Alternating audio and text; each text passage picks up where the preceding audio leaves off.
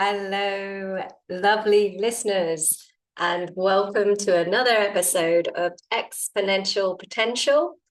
And today we are having the first of our holiday season specials. And we're going to be doing this throughout December, helping you create a better, more relaxing, enjoyable Christmas and holiday season this year. And we've got a fabulous guest on talking about 2025 and intention setting. So we've got a lot happening for December, full of really lovely gems of insight, all created to help you embrace a holiday season that feels joyful, calm, and relaxed. So this is for anyone, and I know I'm sure all of you can relate to this through the holiday season, overdoing everything and feeling really overwhelmed, overspending, overeating and overreacting. There's a real season for triggers with family, over decorating, over committing ourselves, saying yes to everything and everyone, and even overthinking about making sure that everybody's going to have a really amazing time. But the holidays aren't meant for any of that. And it's so easy to get caught up in it. The holidays are meant to be a time of joy, love, and connection. But for so many of us, they end up feeling like a marathon of too much, being pulled in all directions. So today I'm here to help you hit that pause button, to take a deep breath and shift from feeling overwhelmed to something that feels more easy breezy, and so that you can enjoy a stress-free holiday season.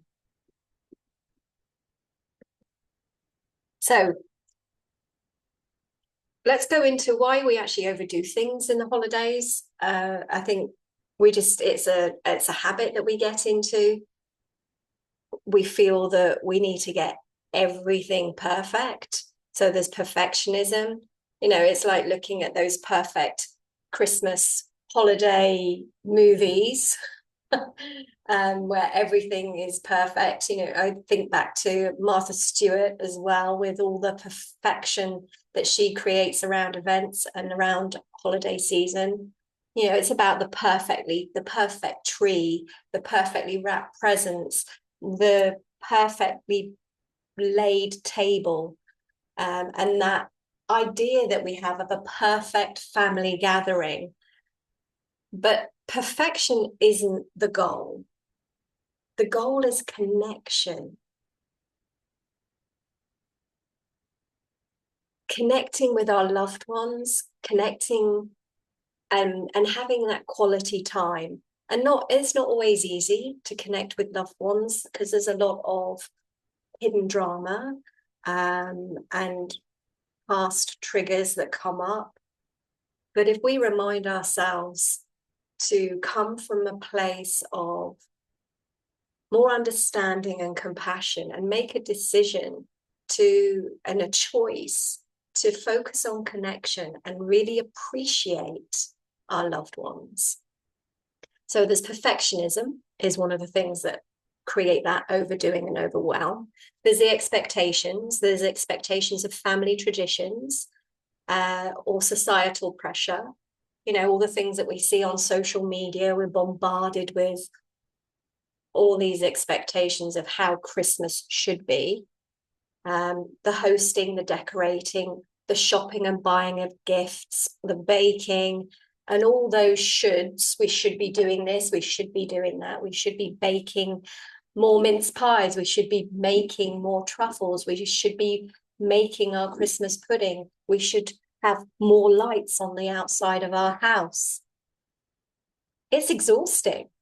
And again, it's choosing of what you want your Christmas or your holiday season to be like. The other thing is obligation. How often do you find yourself saying yes when you really want to say no. You know, the office parties, gift exchanges, other events, trying to stretch yourself to keep everybody happy. We are in fear of disappointing and upsetting others. So we end up stretching ourselves too thin, rushing around and feeling like it's all a bit of a whirlwind, and you haven't actually enjoyed that time off. You know, it's a time where things should slow down for us. So when you feel obligated to say yes, if there's a feeling of obligation, it's your body's telling you no. And you don't need to justify yourself. You know, say, sorry, I can't do it. Maybe we'll get together after Christmas. You know, if you feel that you're too stretched this before Christmas, I do that quite a lot with friends. We, you know, we'll get together after Christmas and celebrate then when things have slowed, you know, when the Christmas season, the holiday season is over.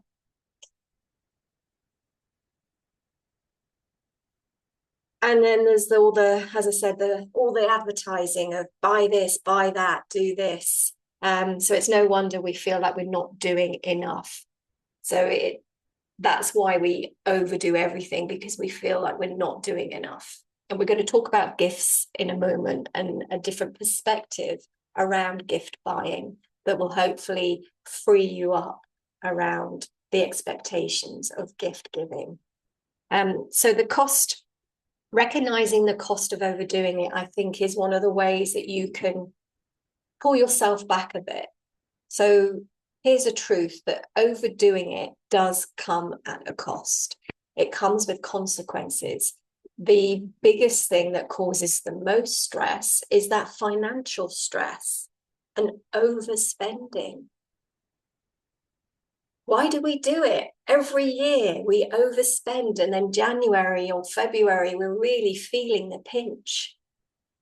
Physical exhaustion is another thing, is another consequence of overdoing it. You know, you literally run yourself ragged. And emotional burnout, because you're focusing on keeping everybody happy, and you want to please everyone, and you want to create an environment where everybody is happy. And I just want to say that your responsibility is not other people's happiness. You can set the scene, but you can't make somebody else feel happy.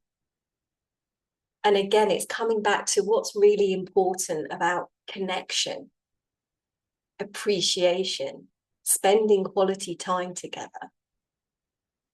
And let's not forget the cost of all that overdoing is that it robs you of the joy and the meaning of the holidays. So if you're listening and thinking, yep, this is me, don't worry, we're about to shift your thinking and shift the way you look at how you want to spend your holiday season. So the first step is from shifting from overwhelm to ease, is giving yourself permission to let go of what doesn't serve you. And what I mean by that is to let go of the unrealistic expectation you put on yourself, you know, and also the expectations that other people put on yourself.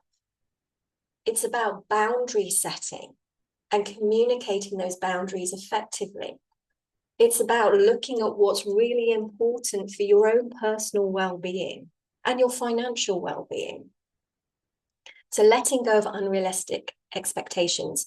Let go of the need to do it all by yourself. And we are so good, women are so good, especially at being fiercely independent and feeling like they need to do everything by themselves. And that comes from a need of, you know, proving themselves and having an outward validation. Oh my God, you did an amazing job. Christmas was fantastic. The holiday season was incredible. And I'm using Christmas because that's what I relate to. But when I'm talking about the holiday season, I'm talking about all celebrations, all religious celebrations or non-religious celebrations. So it's letting go of the need to do it all and asking for help and looking at, well, do we really need to do that this year? Is that going to actually make a difference to my Christmas, to my holiday season? If I don't put up as many decorations as I did before, or if I don't buy any more decorations, is it really going to impact our joyful time together? And let go of the pressure to make everything perfect. Again, we are so focused on wanting everything to be perfect as women. A lot of women are big perfectionists, and again, that sort of speaks to wanting to have approval and validation and feel good enough. So instead of the focusing on all the things that you think you should do and what you think would make a perfect Christmas, shift yourself into asking, what do I really want from this holiday season?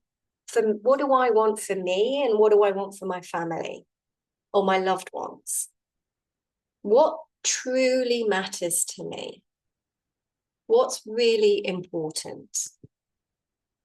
And for most people, the answer is simple. It's connection, love, and joy. And you know that those things don't come from more decorations or fancier, more expensive gifts.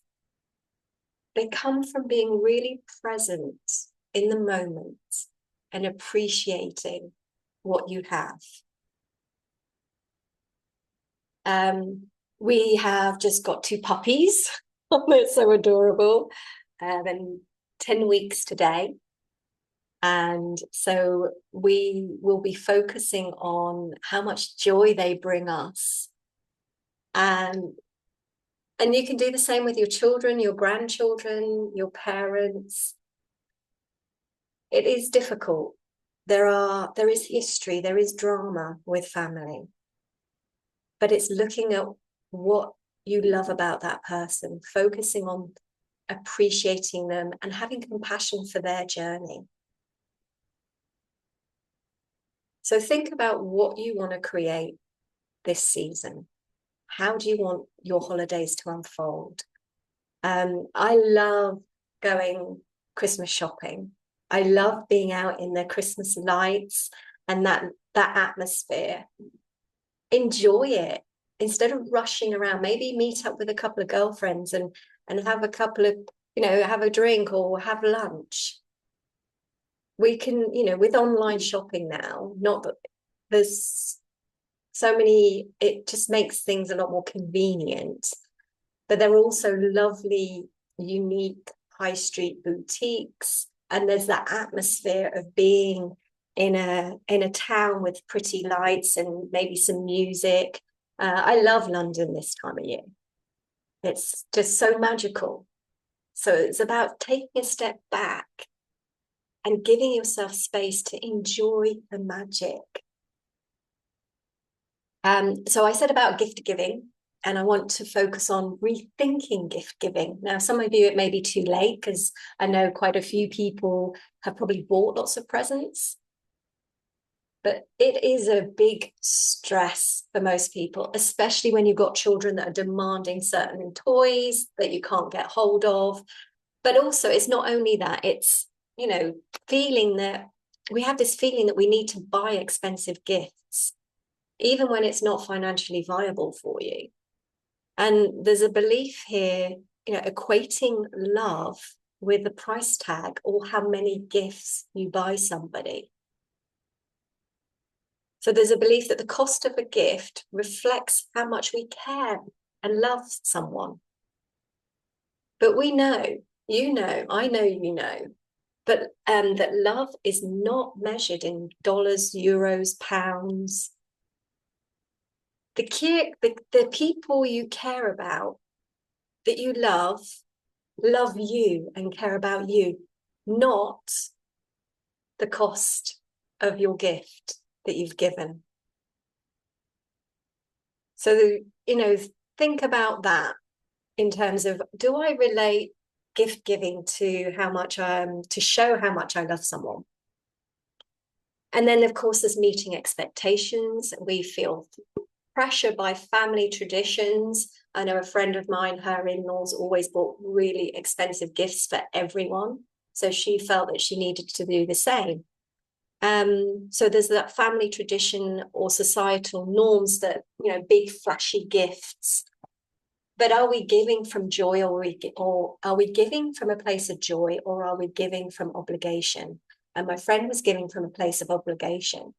And we talked quite in depth about it, and I helped give her the courage to have conversations and set some boundaries around gift giving, because it was getting ridiculous. Each year it would become more and more expensive. It was almost like a competition. So there was a conversation that was had, a neutral conversation, and the following year was so much easier for her. And actually, I think they appreciated it as well, because they felt they needed to buy expensive gifts. And then, of course, the social comparisons, keeping up with the Joneses, or what did you get for Christmas this year? Comparing what we're giving to what others are giving. But again, it's your worth and love and your worth and love is not tied to the cost of a gift. So your self-worth, your value, is not tied to gift giving, to how many gifts you give, to how expensive those gifts are. So instead, shift your focus to the meaning of it, not money. And for those that are, financially, that haven't the finances that they want at the moment, there's some lovely things that you can do. Secret Santas are always great, and limiting the number, the amount of money that you spend, whether that's $10, $5, £10, £20, especially for larger families, or even if you're pretty stuck financially at the moment, or you feel you're financially stuck, do a Secret Santa instead of buying everybody gifts. Or something that's thoughtful, like a homemade treat, a heartfelt handwritten letter could mean the world to somebody and cost you nothing other than time. And one of the things that I love to do is share an experience. So rather than buy a gift, share an experience. So maybe it's a weekend away. We went away last year. Maybe it's a really lovely dinner.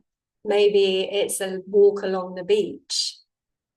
Maybe it's an evening, a lovely evening dinner at home where you play games. So focusing on what it is that's more heartfelt, that's coming from your place of love, not money. And then set a budget. So look at your budget, look at what you can afford at the moment, and stick to it, which I know is really difficult because we get carried away.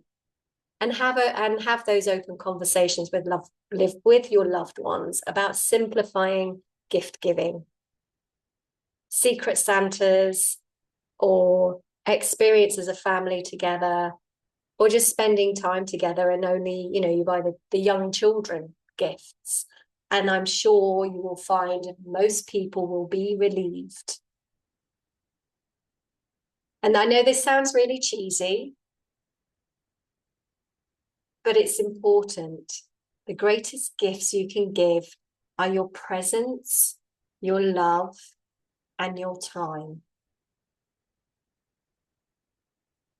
So the greatest gift you can give is being present, engaging in with your loved ones, appreciating them, love, and time. So let's get into the nitty-gritty of some of the practical tips. I've mentioned some of these already. And these will help you feel lighter and more joyful. So 1, set boundaries. Express how you're feeling in a neutral, calm way. You don't and practice saying no. You don't have to attend every event. Your well-being is your priority. So don't put other people's needs above your own in terms of, oh, I don't want to upset somebody, I don't want to disappoint them. Make other arrangements. Maybe instead of seeing lots of people at different times, maybe bring them together. And if you feel obligated and you really don't want to spend time with that person, say no. It's, this is your well-being you're talking about. This is your health and your happiness.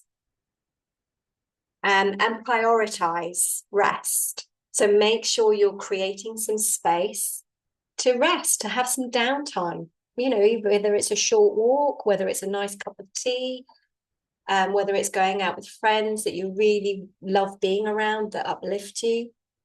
Make sure you're scheduling in time with the things that you like to do, and make sure you're scheduling time where you can rest and relax.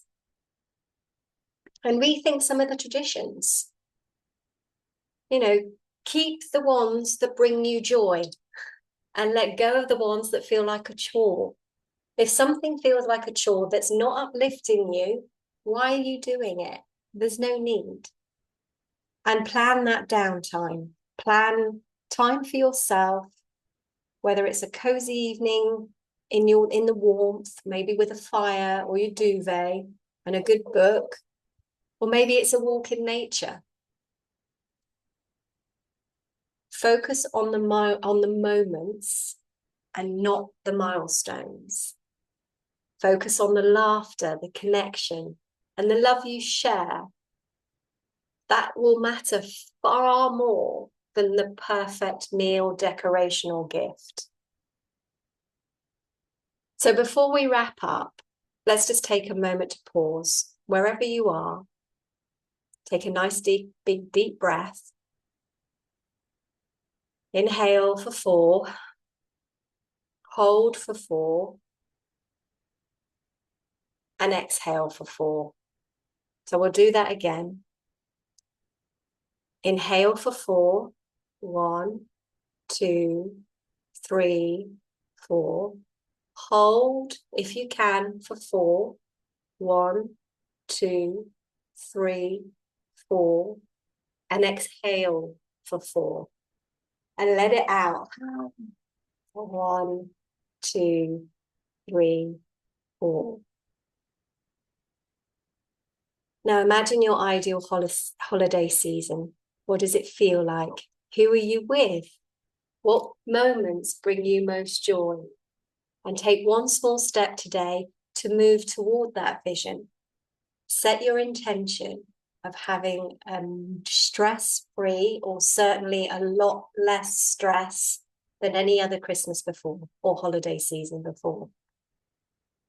And focus on you saying no to something, or rethinking a gift, or simply taking a moment for yourself. So the holidays aren't about doing it all. They're about joy, connection, and love, and what feels right for you. So if this episode has resonated with you, please share it with somebody that you know runs around like a headless chicken over the holiday season. Share it with a friend who might need to hear this as well. And don't forget to subscribe so you don't miss any upcoming episodes. Wishing you a really wonderful holiday season that's lighter, easier, and full of meaning for you. Until next time, take care. Bye-bye.